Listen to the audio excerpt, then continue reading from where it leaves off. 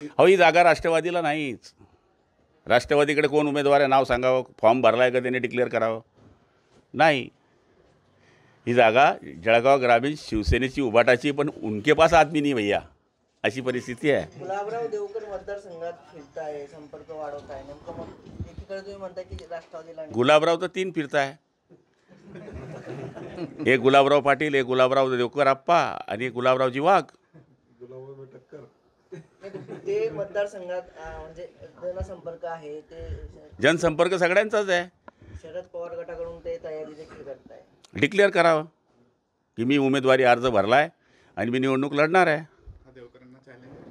मी challenge नाही करत आहे. शेवटी मी माझ्या पक्षाकडे उमेदवारी अर्ज भरला पाहिजे की नाही, ही पद्धत आहे.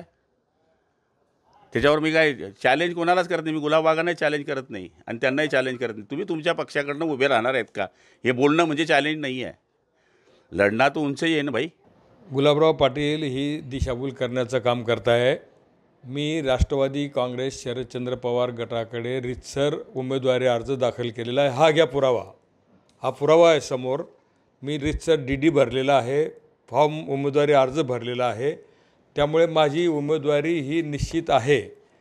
राष्ट्रवादी काँग्रेस पक्षाच्या माध्यमातून मी गेल्या 10 वर्षापासून जळगाव ग्रामीण मतदारसंघामध्ये सातत्याने जनतेमध्ये फिरतो आहे. सुखदुःखाचे प्रसंग असतील, अडीअडचणीचे प्रश्न असतील, त्या ठिकाणी मी धावून जातो. शेतकऱ्यांचे प्रश्न असतील, कामगारांचे असतील, महिलांचे असतील, या सगळ्या कामांच्यासाठी सातत्यानं मी ह्या मतदारसंघामध्ये फिरतो आहे.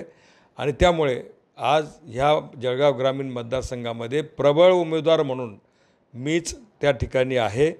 आणि मला खात्री आहे की महाविकास आघाडीच्या माध्यमातून मला उमेदवारी मिळेल.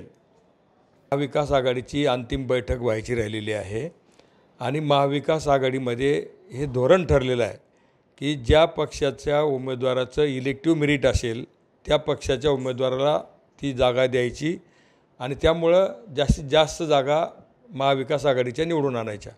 आणि ह्याच्यामध्ये जे काही मेरिट असेल त्या मेरिटमध्ये तो निर्णय घेतला जाईल. आज तो अंतिम निर्णय कुठेही झालेला नाही आहे. आयात उमेदवाराचा संबंध नाही आहे. ते जे इच्छुक उमेदवार आम्ही आहोत, आमच्यामधूनच मेरिट बघून त्या ठिकाणी उमेदवारी दिली जाईल. त्यांनी तुमचं नाव न घेता तुम्ही उभाटाकडून आयात केले जाणार असं त्यांनी असं आहे. आयात करण्याचा विषय येत नाही. पक्षाचं मी सांगितल्याप्रमाणे महाविकास आघाडीचं हे धोरण आहे की ज्या पक्षाचा उमेदवार इलेक्टिव्ह मेरिटचा असेल त्या पक्षाला ते उमेदवारी द्यायची.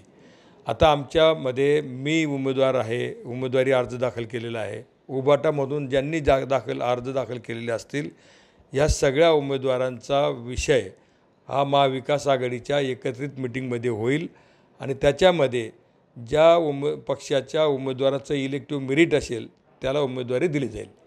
तुम्ही जसं उमेदवार मी दावा केलेलाच आहे.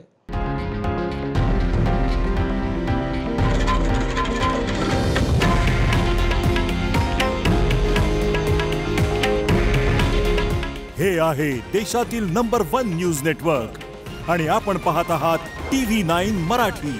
काळजी तुमची, हित महाराष्ट्राचं.